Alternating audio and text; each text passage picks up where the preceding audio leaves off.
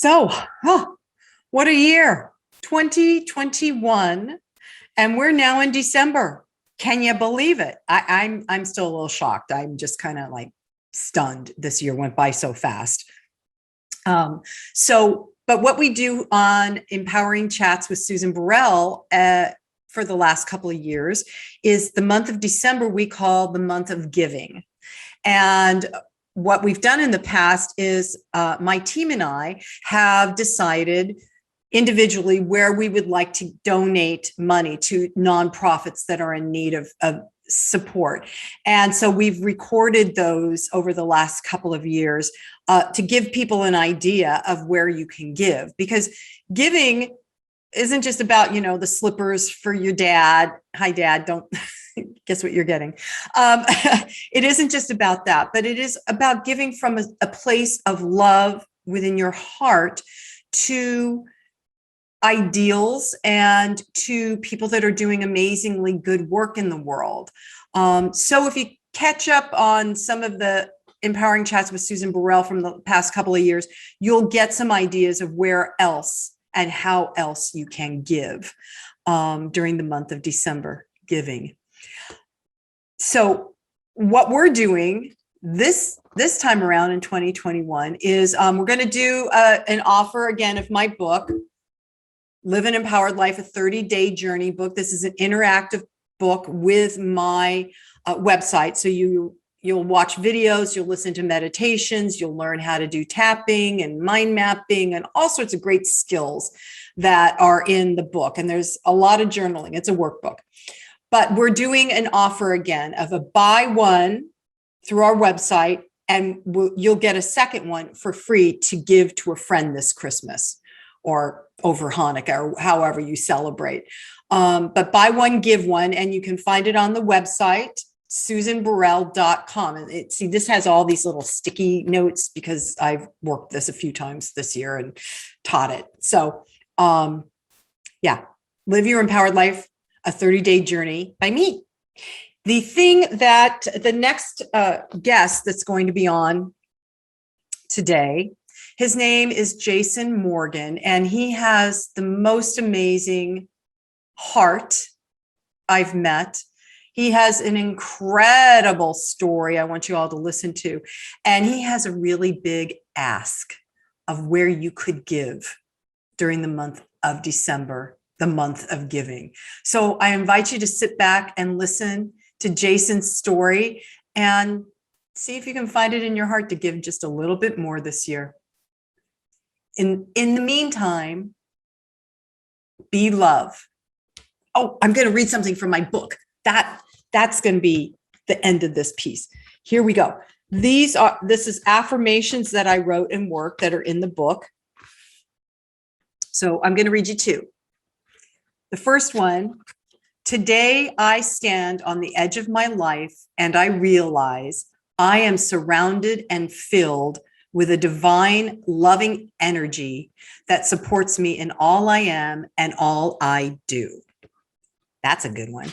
And then to close, I took my finger out of the book, everybody, sorry. With each breath, I expand my heart.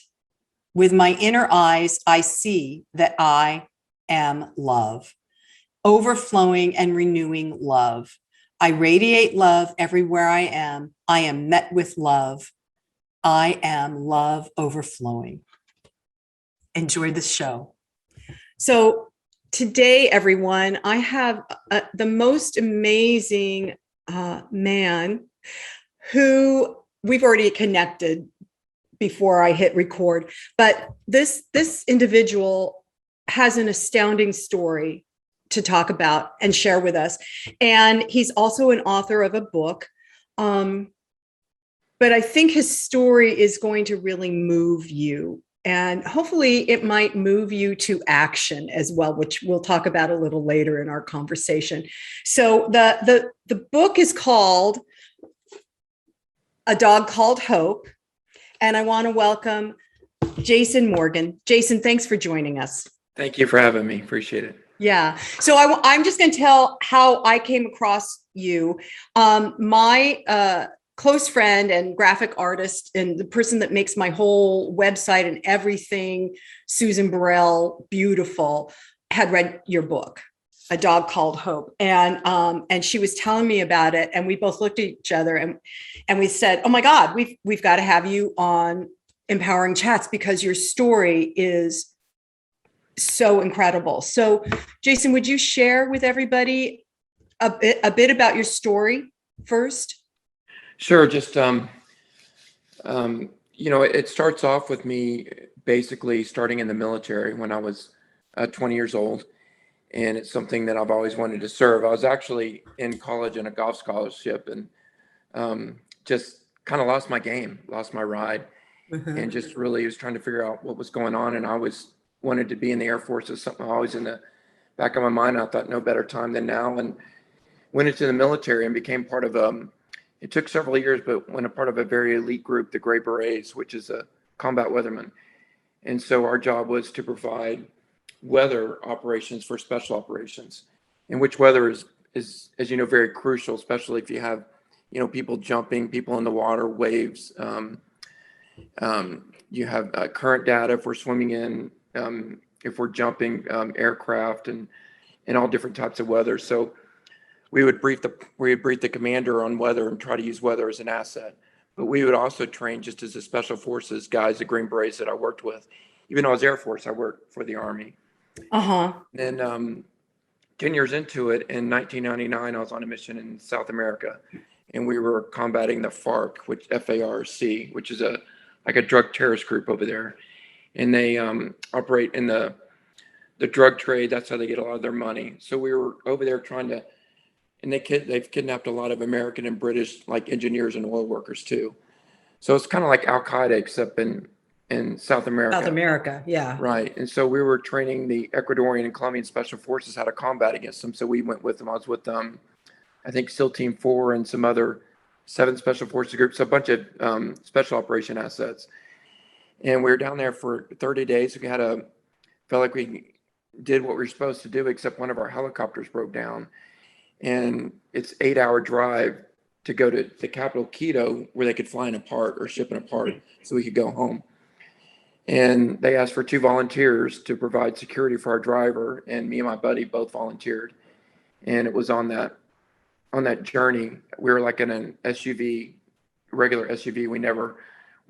We rarely ever wore like a military uniform except when we were, piloting in the air, but I never had like military vehicles or anything. So we're in a regular SUV, but they tried to ambush us from behind. So as I was hanging out of the window trying to disable the vehicle behind me in the car, our driver was still driving really fast, and we thought we did our job. They wouldn't see him come around the next corner. We were in the Andes Mountains, so it was very kind of treacherous driving. And the driver just didn't make the next corner. He lost control, and he just went like over a ravine, and the vehicle just started flipping, rolling. And because I was halfway out with my vehicle, I'd flipped out of the vehicle. Then the vehicle rolled over me and crushed my back. And then it kept on. And so not only I was have a broken back, but I was face down in the water, broken back, unable to move, unable to breathe.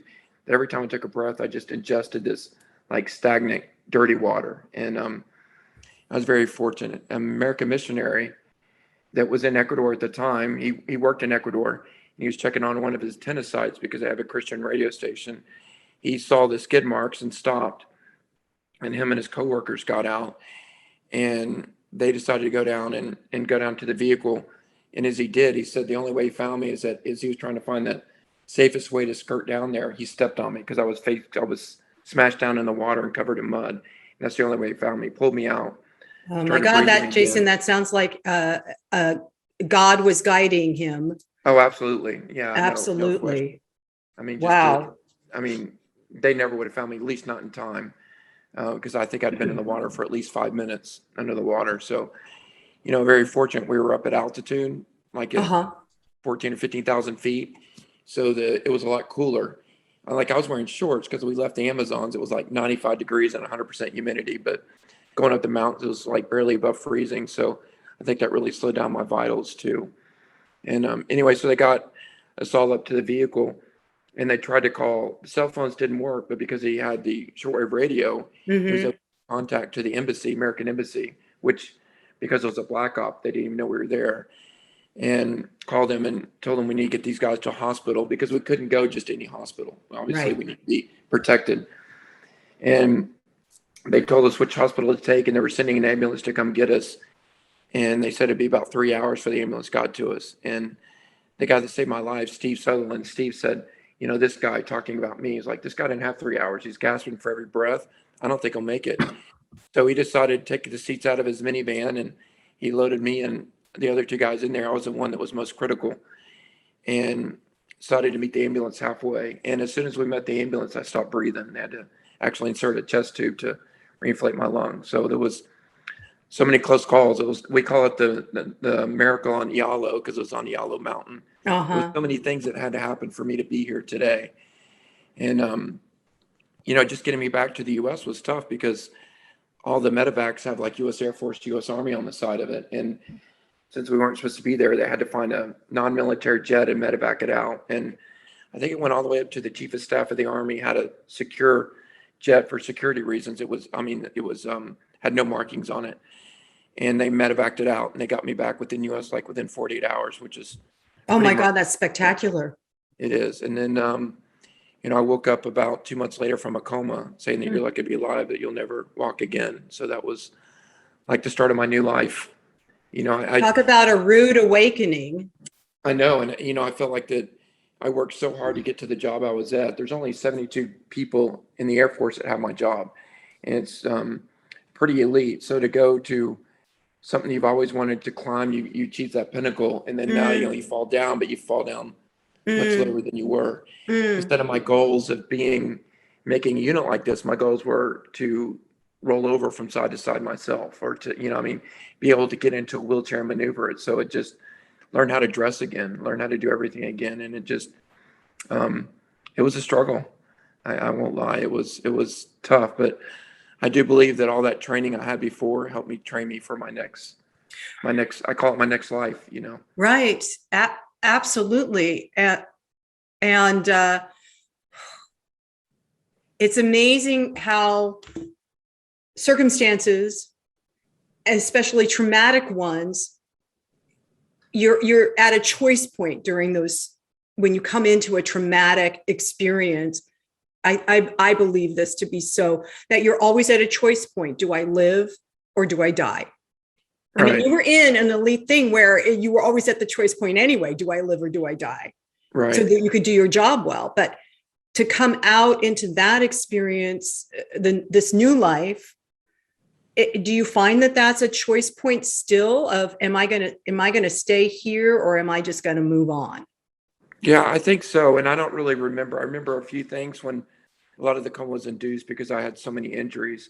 I had to find a way to heal my body. But yeah, I think it was. I just, like when I was in the hospital, I was like tied down to this bed because it moved back and forth to keep me from getting pressure sores. And I kept thinking I got captured by the Colombians, and I always was trying to escape. So it's like I was always trying to free myself, and Right, just right. I think the hospital staff got irritated with me a few times because I kept yelling, like, get me out of here.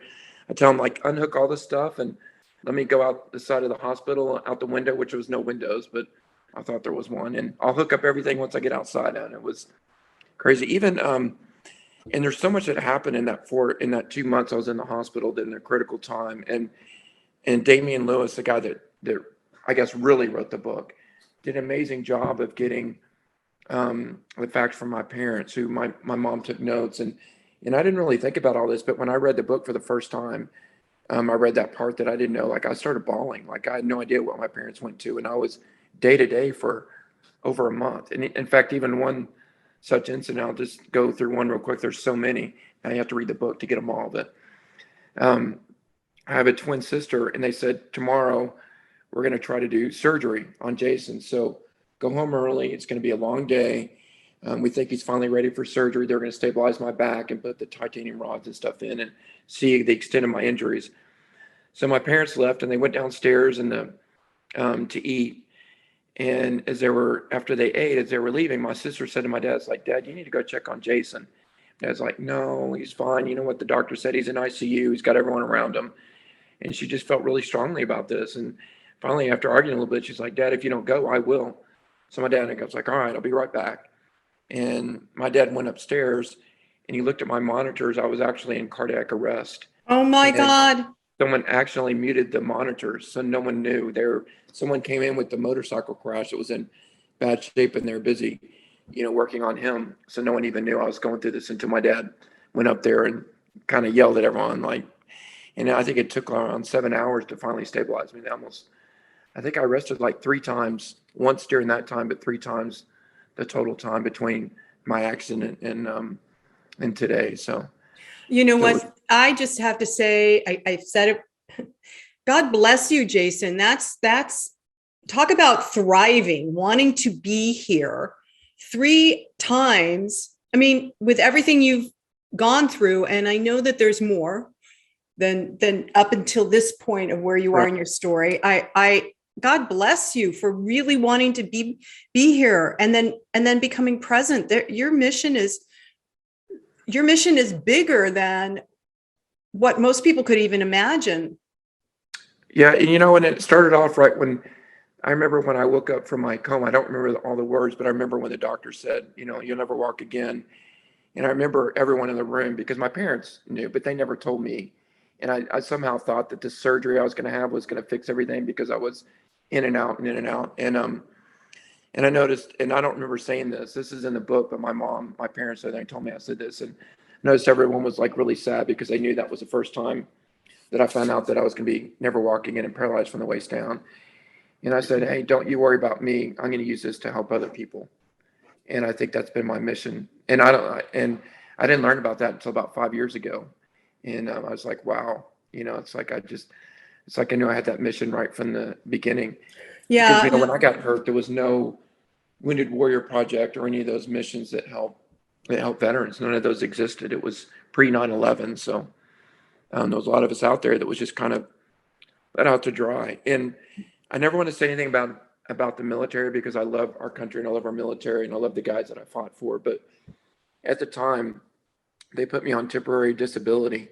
And a couple of years later, I thought 5 years. And I thought, well, 5 years, I'm going to rehab. I'm going to start walking again. I get my job back. And that was kind of giving me my hope. And about 6 months after I got out of the hospital, I got a letter saying, now we've changed it to permanent retirement. Not even thank you for your service, whatever, no medals. Not that I do anything for medals, but it was just kind of, that was the way they did things in. And thank goodness they don't do it now. But Yeah, that was thank one of God. the saddest days of my life.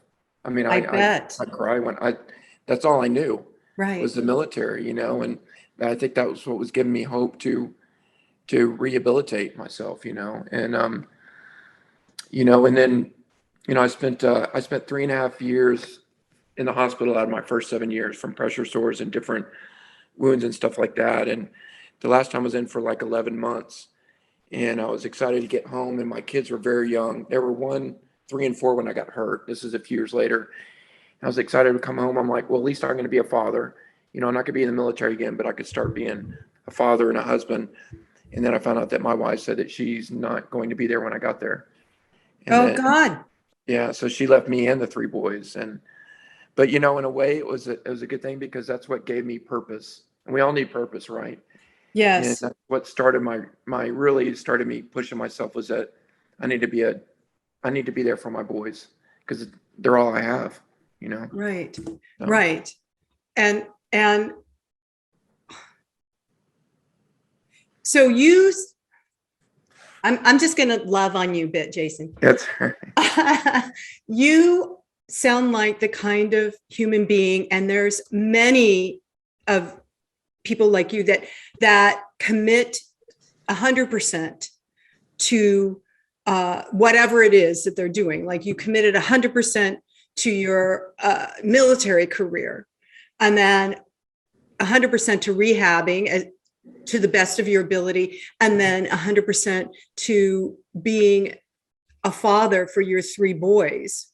And that going I don't know if the military taught you to do that, but I think there's some sort of deeper, is my belief. You can tell me if I'm wrong, but I think in all of us, when we're faced with a trauma, and you were just knocked around several times, not just one little trauma, or big trauma, but Right. several. And to find that inner strength, constantly going to that well within where there is strength, where there is courage, or where there's hope, that, like you talk about, that is daunting for some people to do.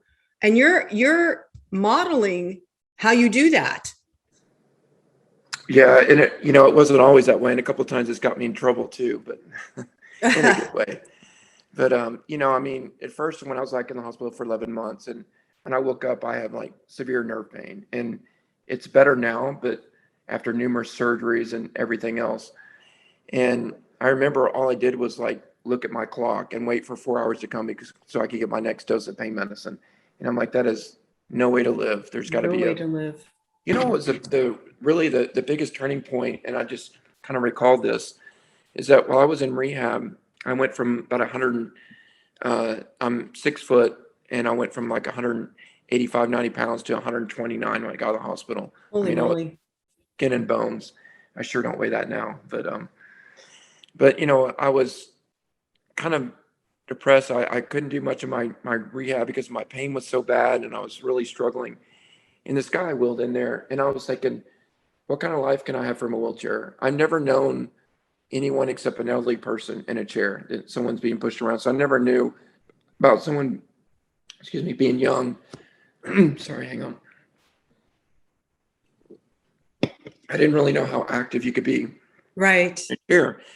So this guy wheeled in, and was like, what a cool chair. It was like this titanium chair and nothing like I've ever seen before. And he rolled in there, he started talking to me. He's like, he's on the basketball team, wheelchair basketball team and stuff. And he's like, when you get better, I'd love for you to join us and start practicing with us. And, you meet a lot of cool people. And I saw that. And when he left, he like did a wheelie and did like a 180 because the space was really tight.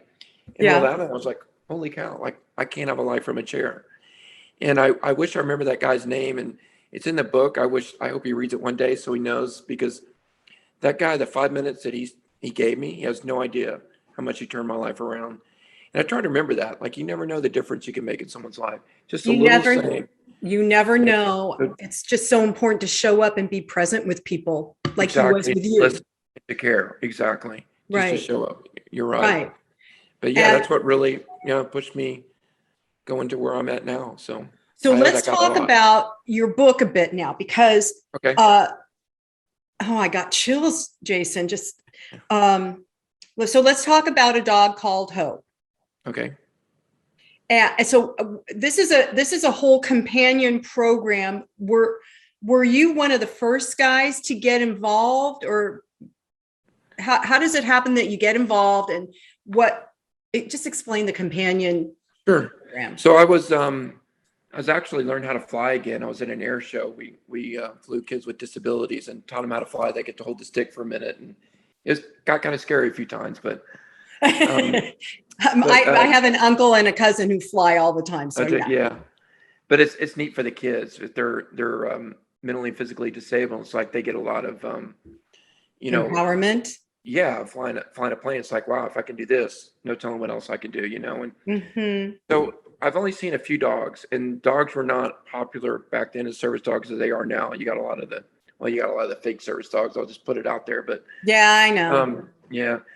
And Canine Companions had a booth there, and so someone walked their dog up there, and they said, "Hey, we have a booth over here. Would you be interested in service dog?" And I'm like, "Well, there's no way. I mean, I raised 3 boys on my own. I don't feel like I'm disabled enough to have a dog." And they said, "No, I think you would qualify." And I've always loved dogs, so I went over there and saw these amazing dogs. Canine Companions has been around for 40 years, so they're the longest. It was only 20 years, I guess, when I found out about them, or 30 years, I guess.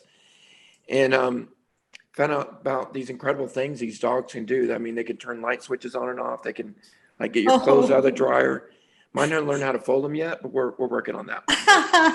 But they can open and close doors, get a drink up for me. Like, once I'm out of my chair, it's so nice. I can tell my dog to get, like, if I don't have the remote handy, like, get the remote.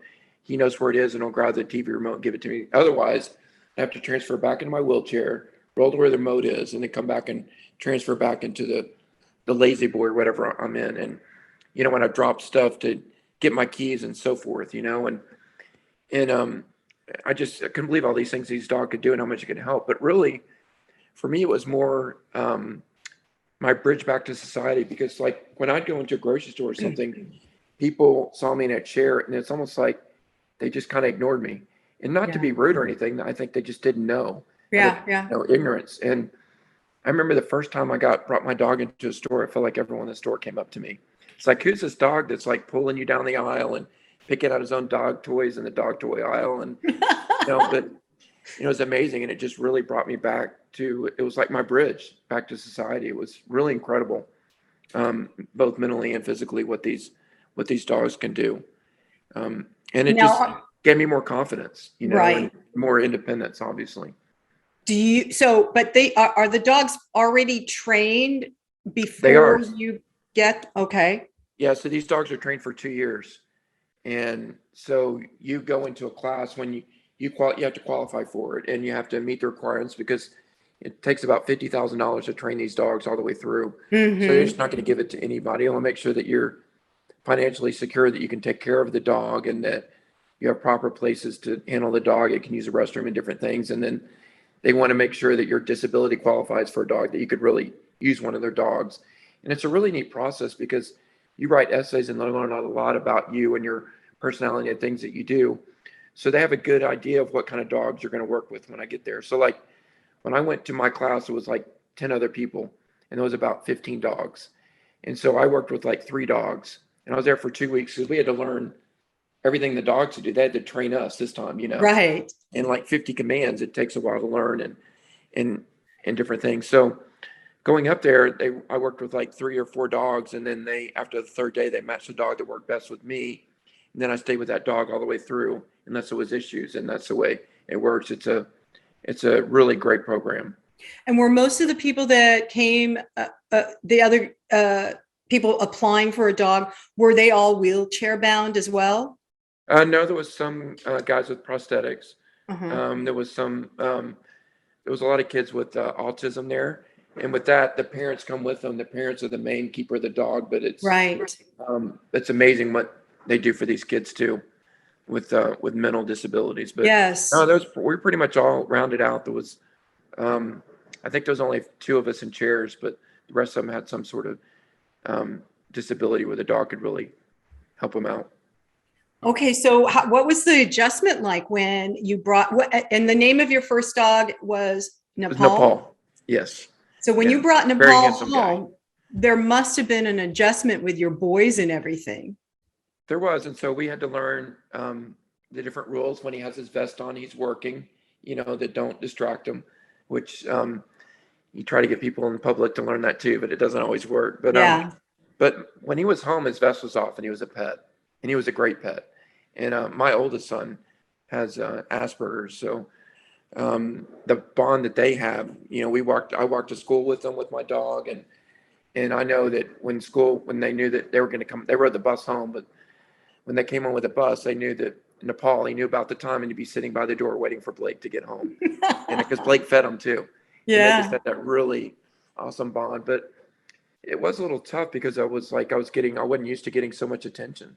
I mean, when you have a dog and there's not, especially then, there wasn't many dogs around, and you have this like amazing dog, everyone wants to know about it. And it was good in most ways. You never could like say, I'm going to go in the store real quick to get a gallon of milk, because that just didn't happen. But yeah, but it was an adjustment. But it was, and also teaching the dog your lifestyle. Like, I know that when I go to a certain door that I can't shut it behind me because of my chair, that he goes back and pushes it shut. And you do stuff like, they kind of learn your lifestyle and stuff, and you kind of integrate them into your livelihood, into your lifestyle. It's quite amazing to see these dogs working. I mean, I only have to give my dog commands most of the time. I was in my room the other day, and I dropped something, and he heard it, and he ran in there and saw it and grabbed it and picked it up for me. I mean, that's just, yeah. I'll have to bring him in here a minute and introduce him. Yeah, He's yeah. in the next room, but I can hear him snoring a little bit. But I have. I'm looking over here. I have a Sheltie, and yes. and dogs are so smart and intuitive. They want at least my dogs have always been that way. My previous dog was my prayer dog. And when I would have clients come over, he would welcome them. He would look them in the eye. He would sit next to them if they were having emotional trauma. And then he'd go away for a while. And then at the end of a session, I always do a healing prayer. And he comes in, he would always come in for the prayer. It's like he was awesome. there to support everybody. Yeah. They're so smart and intuitive, and once they connect with you, then they are, I think they're just more than a companion. They're just like your best friend. They are, because, I'm with my dog 24/7. I'm with him more than anyone in my life. And like when I have pain, he'll just come up and put his head like on my rest it like on my leg, on my wheelchair. Like he knows. And he has a way of, like, sometimes I get frustrated because there was times in the beginning in 2010 when I first got him, 2011, that there weren't many dogs around. And a lot of times we were told we couldn't be in here because no dogs are allowed. And it's not so much that way now. I think the public's made definitely more aware of it, but I get frustrated a lot of times, and it's kind of like, come on, buddy, calm down. I call him my battle buddy. Oh, yeah. Makes sense. He's helping you get through the battle of life. He is. Yeah. Yeah.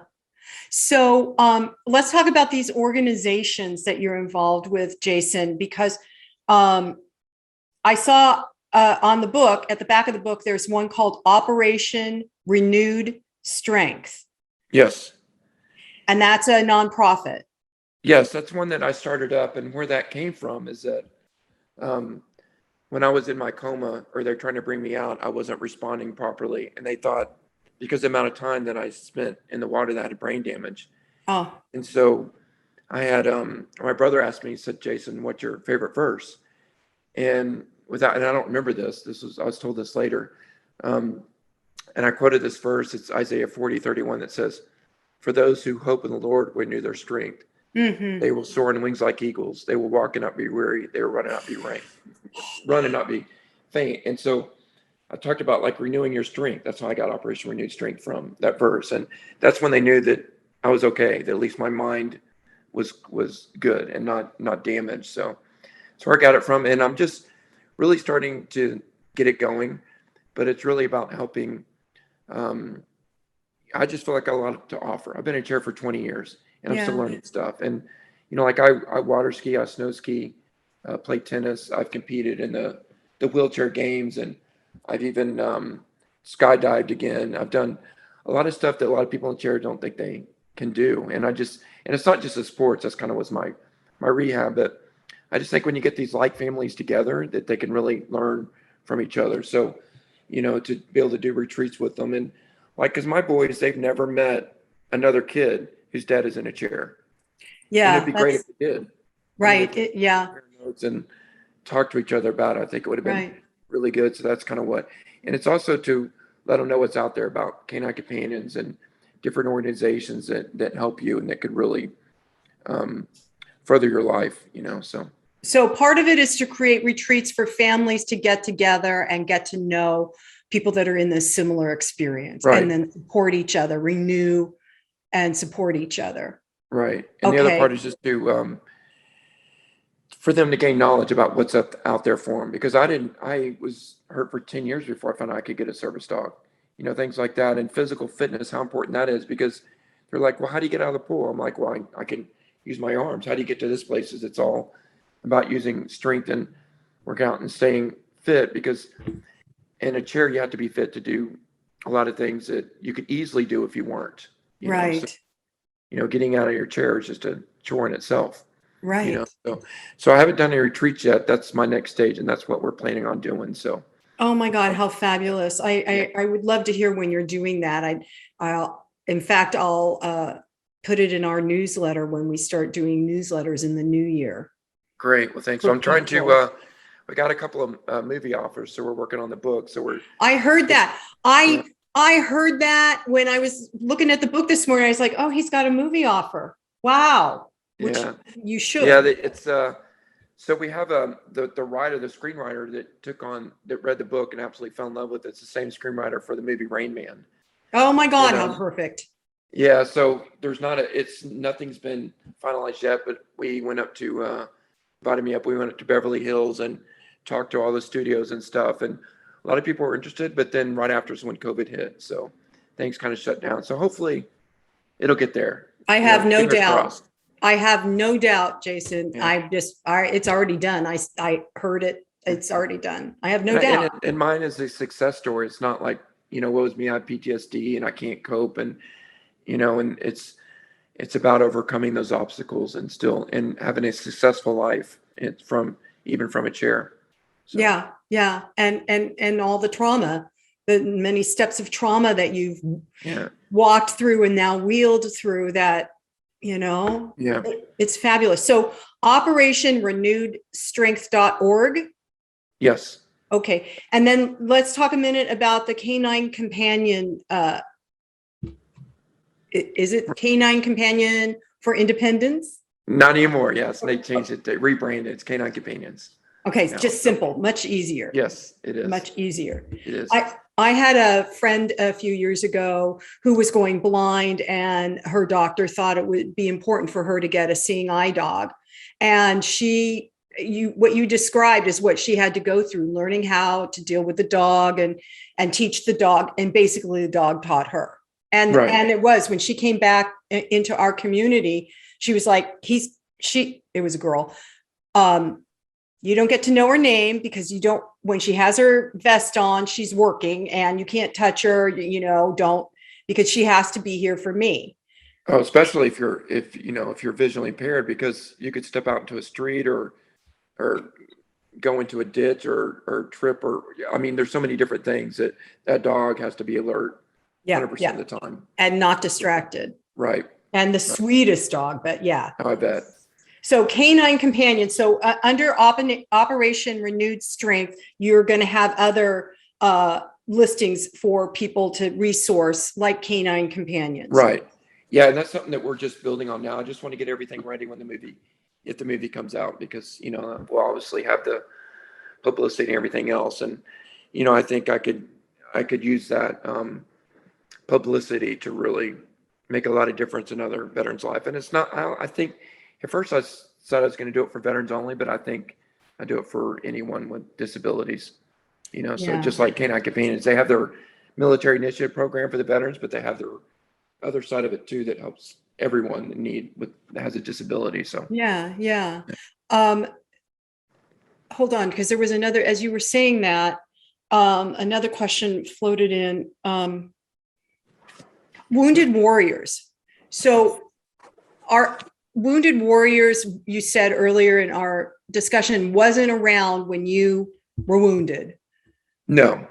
And now I know, because I know they advertise on television all the time, especially around the holidays, so people can donate and support. Is Wounded Warriors also going to be under your umbrella? Absolutely not, for several reasons. And I think they're different now, but one of the organizations did something really good for me. The Wounded Warrior Project sued them and they've sued like 7 other companies because they have something close to their name, or if their logo is similar. And I just hated all that money going to lawsuits. I know the organization I was with, which is, I'll go ahead and tell them because they're a great organization, the Wounded Warrior Family Support Group. And the Wounded Warriors didn't invent that name. That's a military term. Yes. But they spent, it was like $2 million between both organizations spent in court, just so now the Wounded Warrior Family Support Group, which has to put, this is not the Wounded Warrior Project, and that's all they got out of it. But they're trying to bully it other ones out. I mean, I'm just giving you facts. I hear you. Yeah. I hear also, you. Them, and if you ever want to give them, and many, probably 90% of the organizations do not give to veterans if they're hurt before 9/11. So like the Wounded Warrior Project, when I went to them when I really needed help and some therapy, they said, sorry, you were hurt before 9/11. So, and that is across the board, most organizations. So if that's what you want to do, if that's what your heart is to do, the guys that are hurt recently, then go ahead. But if not, there's a lot of great organizations that help any veteran, that you don't have to be hurt at a certain place or after a certain time. So it's just something that people should look into. You know what? I was just going to say that because I am a firm believer of giving financial support to organizations that are doing good work. In fact, the month of December, that's what we do on Empowering Chats. We talk about the gift of giving. And it's vitally important. I'm wagging my finger, Jason. You see, I'm wagging my finger. Yeah, I see it. Because it's vitally, I think it's so important that you investigate where your money goes once you hit that donate button. And exactly what you just said, when the money is not going to the individuals they are purporting helping, that is not the organization to give to. Like, I will not give to the Salvation Army at all. Just for the sake, yeah. Because I'll give it a shout out too for Smiles Charity. It's a local organization here in the DFW area, but they renovated my house. They do it for anyone, and they only take almost everyone as a volunteer. I think they're all volunteers. And they renovated my house. They put in a few ramps and hardwood floors, and I have a pool in the back that I did therapy that I now have a hard time getting out of. They have a chairlift for me that that fabulous. Puts around, puts me into the pool and stuff. And they usually build houses, and they have a lot of people that are obviously wanting to get their house free of charge, and they asked me, and a lot of people on the board knew me, which I didn't even know that at the time, but I didn't know that they were on that board, and they asked me if we could build you a house. And I said, that's a very generous offer, but I'm going to have to decline because I love my house, and it was right before my book came out, and I didn't want to maybe make all this money from the book or movie and then them build me a house. I thought it could go to someone that was more needing of it. So then they talked about renovating my house. I said, oh yeah, we could do that. So even my bathroom, I have a full roll-in shower, completely redid my bathroom and stuff. And there's some great organizations out there. Right. Do an amazing job. Yeah. And just investigate, everybody. Investigate and then follow your heart. Follow the wisdom of your heart to what is the best place where your money can serve others in whatever way, Right. And you know what? To a lot of veterans, I started, I was on the board of a couple of organizations. And so we did a lot of events and stuff. And sometimes I see the same disabled veteran at every event. It's almost like what they're trying. And, it's like, what can I get? What can I get? What can I get? And it's almost like I tell them, it's like, are you getting any better? It's almost like, no. And they said, what you need to do, find one of these organizations that you really liked and volunteer with them and help them and start helping other people. And, that's what really healed me a lot, is doing something like that, knowing that what I've gone through is going to be able to help someone else. So it's like, stop trying to get and start giving. I think it'll make a big difference in your life. And I think for a lot of people, hopefully it has. So. Yes. And I absolutely agree with you. This is a good, excuse me. It's what I suggest to my clients who come to me and they're just overly depressed. Yeah. And they're depressed because they're in a victim mode of some sort for whatever trauma and drama in their life. And the idea of giving first is when we receive more. Yes. Because we're giving our time, our energy, or our money. And that is, like you just said, it's helping other people. And when we reach out, especially during this time of this whole pandemic and all that stuff, when we reach out to help someone else, we are helping ourselves 100%. We are. And, like canine companions, when the dogs are between 6 weeks and a year and a half, they go to volunteer puppy raisers who house those dogs for a year and a half to socialize them, to get the basic commands and stuff down. And then it goes to the professional training for the last 6 months. And only 50% of the dogs make it through. They're that strict. But those puppy raisers from Canine Companions are my heroes. I mean, to have a dog for a year and a half and then give it up like that, is amazing. I couldn't do it. Yeah. And this world relies on volunteers. I think that makes it so much a better place when you have people that volunteer their time and whatever they can give, their time, their money, or whatever they have, it's important. Now, Jason, before we started, you told me about another nonprofit, another thing that you are trying to raise money for. So why don't you talk about that? I will. So this is going to be a shock because I'm not one of those that post everything off, Facebook and everything. Do you want to? But I mean, now I guess the cat's almost out of the bag. But my dad, who's been a huge mentor in my life, and he was tough on me. There's no way I could have gotten through this stuff. I could have gone through without both my parents. And my dad, who's, he's just turned 82, but when he was 80 years old, or 81 a year ago, he was 250 pounds, 6'3", this big guy with, more hair than me, and in good shape. And he got diagnosed with pancreatic cancer. And usually when you find it, it's already at stage 4. And unfortunately, there's not a cure for it.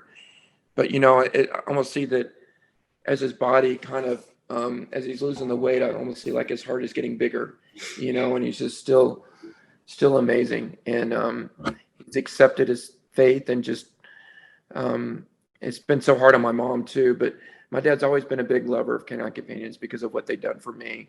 In fact, when I got my first dog, it's like, first it's like, well, why do you need a dog for? You can do everything. You don't need it. And then after 2 months and him getting to know the dog, he's like, that's the best thing that's ever happened to you. And because I asked him to come down to my first graduation, I'm like, no, we're not. No, we got stuff going on. We're not going to fly down to California. And but then when I got my second dog, my first dog, Nepal, after I got my second dog, I didn't even have to ask my dad. My mom was already scheduled for one of their girls' trips, but my dad went and actually flew to California just to go to my graduation. That's how important it was to him, and because he knows how important it is to me and what it's done for me. And anyway, so he loves the dogs. He loves canine companions, and because mostly what they've done for others and what they've done for me. And so I really wanted to find a way to honor my dad. And I thought the best way is to name a canine companion's dog after him. Oh, So fabulous. if you, so if you raise $25,000, then you get to name a dog. And his name's Mike, which I didn't think was probably the best name. Our last name's Morgan, so we thought of 2 names, Mikey or Morgan, for a name. So I think we got the names picked out, and we just started getting everything in shape. We're actually going to have a fundraiser at someone's house, but we're going to put on Canine Companion is going to put on the website a place where you can donate. And this is really important to me. And, especially when my dad's still here, I want him to see this. And I just, like I said, I felt like this is, how can you honor someone who's been so much to me? And this is the best way I could think of. So this is something really important to me and our entire family, to be able to raise this money to do this for my dad. So if people want to donate, we're going to have all that information in our show notes. You're going to send that to me, right, Jason? I will. Yes, I will. Yes. Okay. So, and you'd said earlier, it takes $50,000 to train a dog. Right. So $25,000 to earn the right to name a dog. So I'm talking to everybody who's listening. And if you're wondering what gifts you want to give at Christmas to your friends and family, this might be a way to give and know that that is doing amazing healing, good work in the world by giving to canine companions, not just so that little Mikey or Morgan comes around, but also so that these dogs are supported and this program is supported because of the amazing work that they do. So I really invite you, as I do every December, to look within your heart and see, if not canine companions, at least give some money somewhere where it's going to be doing some good work out in the world. Yes, absolutely. And I think, and we haven't discussed it yet, but I think over a certain amount, I'm going to give someone, like everyone who donates over a certain amount, like a signed copy of my book, personalize it and send it to them. Fabulous. I know you can buy the book a lot cheaper on Amazon, but it won't be signed, right? So right, it won't be signed. Yeah, this is a gesture of just a thank you. Yeah. So Jason Morgan, thanks for joining me. Thanks for hanging out this long. And everybody, the book is called A Dog Called Hope. And oh my God, look at that face. I know it. I know it. I see that book all the time in my office, and it makes me miss them so much. But yeah, but yeah, what a the book's sweetie. done really well. It's won several awards. It was on Today's Show is one of the summer's best read like last year, and I think it's now just got published in Russia, so it's in 5 countries right now. Oh, so, fabulous! Yeah, it's done really well.